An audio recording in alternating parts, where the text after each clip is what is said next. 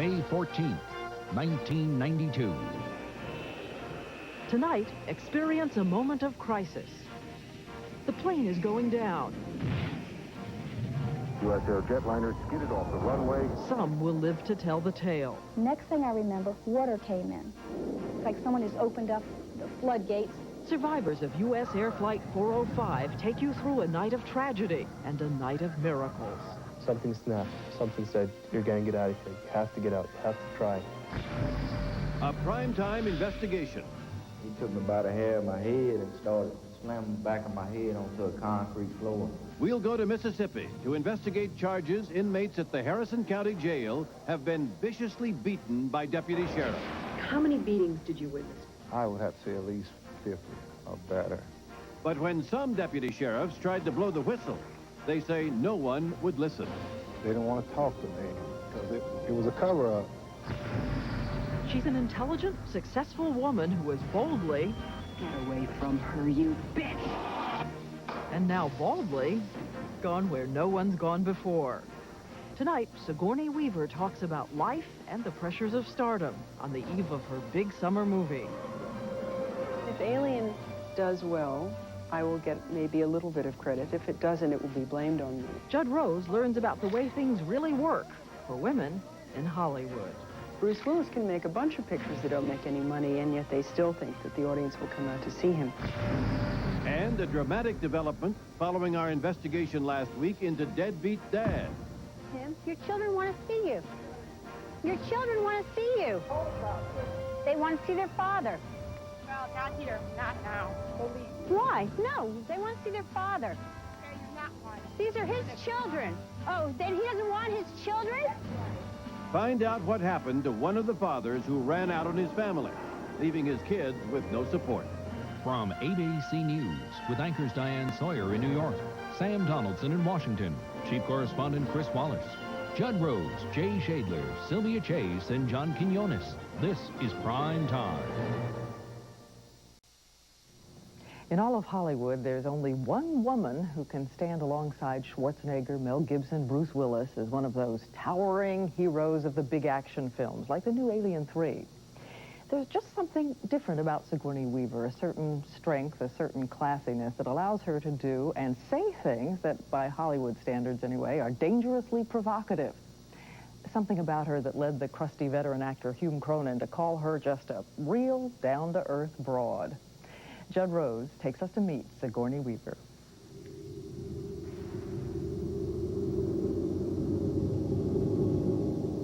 She's bad. She's bold. Come on! She's back. And this time, she's bald. Would it be fair to say that you are the sexiest bald woman in movie history? Well, I'm sure you say that to all the bald women you know. Not that there's much competition. Aren't too many movie queens who'd part with their hair for a part in a film. But Sigourney Weaver didn't become a star by going the glamour route. Get away from her, you bitch! Rambo, Rocky, Dirty Harry, it's Ripley, believe it or not, the indestructible heroine of the science fiction classic Alien and its equally acclaimed sequel. In the macho world of action movies, here was a first, a tough, take-charge woman. Playing her helped make Sigourney Weaver one of the most bankable actresses in movies. Her last 4 films alone have earned $417 million. And she's on the cover of the current Premiere magazine with its list of the 100 most powerful people in Hollywood. I saw you were not on the list. Yes, it is ironic to have a woman on the cover of the list issue, which has about 4 women on it. But how powerful are you? Oh, I don't think I'm powerful. Huh? Probably not. I mean, if Alien does well, I will get maybe a little bit of credit. If it doesn't, it will be blamed on me. I can guarantee it. And they'll say, oh, a woman couldn't carry this picture, you know. Understand, Weaver isn't asking for sympathy. Movie stars are paid a hell of a lot of money, and why should we complain? But when I see Frankie and Johnny, that Al Pacino gets paid twice what Michelle Pfeiffer gets paid, or something like that, I wonder why. Why indeed? Pacino got $6 million. Pfeiffer, arguably a bigger star, got $3 million. But Hollywood's unwritten rule is that male stars almost always get more. Take Bruce Willis. Last year, he smirked his way through 4 straight flops, which together lost roughly $135 million. If Bruce Willis were the star of the new Alien film, would he have been paid more than you? Much more.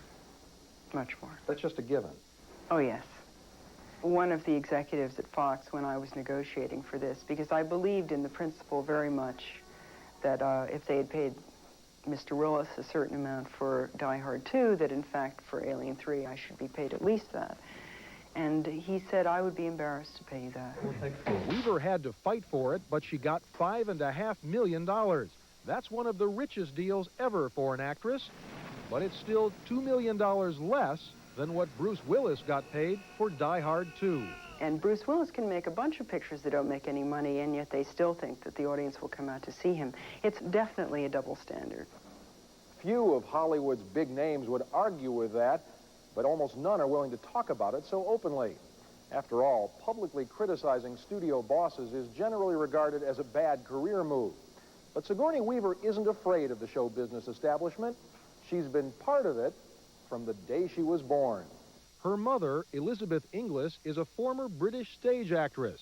Her uncle, Doodles Weaver, was a well-known comic actor. And her father, Pat Weaver, president of NBC in the 50s, is also one of the fathers of TV's golden age. Among his enduring creations, The Tonight Show and The Today Show. Weaver comes by her patrician bearing rightfully. She grew up in a world of privilege. The right address, the right schools. But she was a big girl. By age 11, she was nearly 6 feet. If you're this tall when you're 11, nobody wants to dance with you at dancing school. I finally said to my mother, look, this dancing school thing, no more, you know, because it was just too painful. Were you klutzy? Did you bump into the furniture? Oh, everything, yes. I mean, I was just a walking disaster. Her given name was Susan, but she thought that was too short for such a tall girl. One day, while reading The Great Gatsby, she came upon a character named Sigourney. I thought it looked nice. It was nice and curvy and long. Your father objected. I think they were a little taken aback, but on the other hand, his name was Sylvester and he was called Pat, and my mother's name was Desiree and she was called Liz, so who are they to talk, you know? My uncle was an Uncle Doodle, you know. Despite her unorthodox name, Sigourney followed a predictable path. She was a debutante, went to Stanford, and then the Yale Drama School. After that came several years of work in cabaret shows and off-Broadway theater. How the hell did that happen? Then, in 1978, she screen tested for a part in a science fiction film, a part originally written for a man.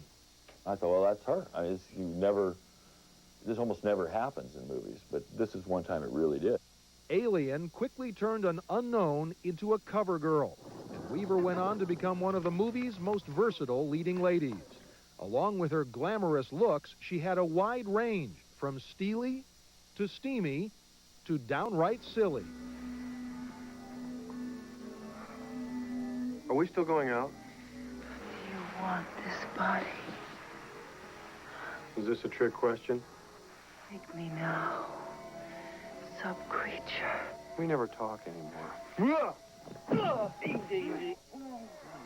Hit films, rave reviews, 3 Oscar nominations. Weaver quickly became an actress of great stature, in more ways than one. Over 5'11" in bare feet, in heels, she towers over many men, but only one ever complained. Chevy wasn't thrilled with my being his. I mean, he's a big guy. 6'4", right? Yes. I was looking eye to eye with him, and I think it just sort of, he'd never experienced it before. You know, I felt badly, but I did say to him, look, you're the tallest man I've ever worked with, you know. Think of how Mel Gibson would feel. Weaver's leading man off-screen is Jim Simpson, a stage director who works mainly off-Broadway. They met at a theater festival where she was the star and he was tending bar. So I sort of went over like Joan of Arc, and I said, oh, hi, excuse me, would you like to dance? And he looked at me and he said, no. No, because don't dance with the stars. I'm a bartender and I'm not supposed to do that. But of course, as she was walking away, I thought, well, I think you've made a mistake. And the rest is history. Indeed it is. Weaver and Simpson got married. The urge to have a family came later, while she was filming Gorillas in the Mist.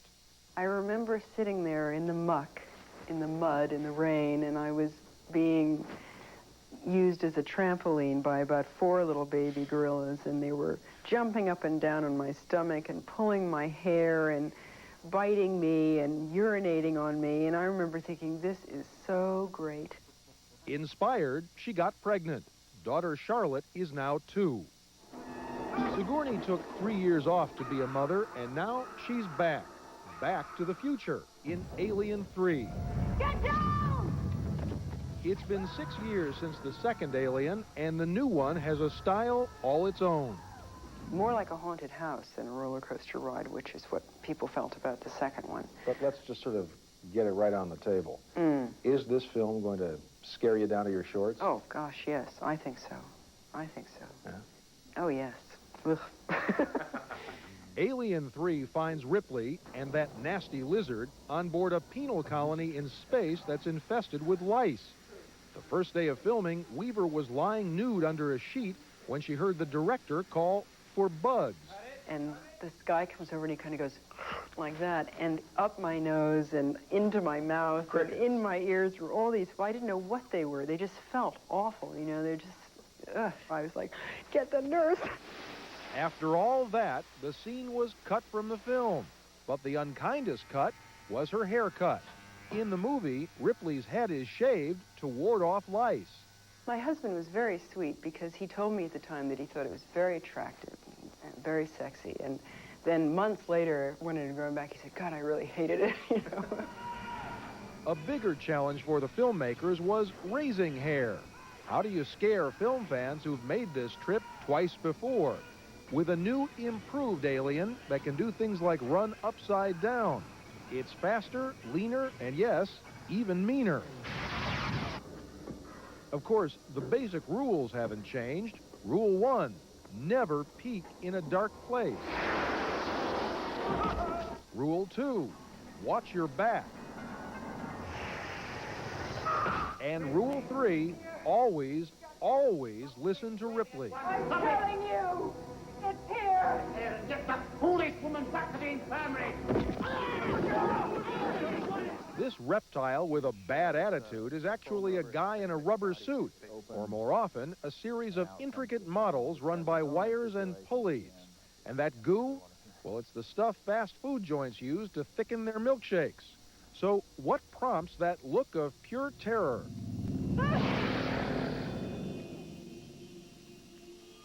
It wasn't that hard for me with the backdrop I have of all these years of encounters with the alien as Ripley, for me to think that this was the most awful moment of my life.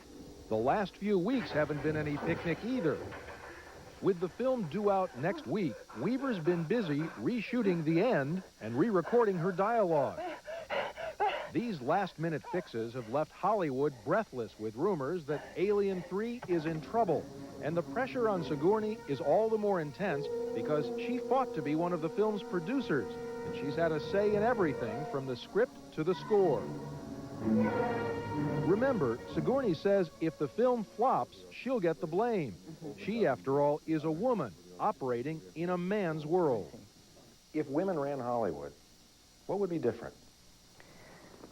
I don't know. Frankly, she was stumped.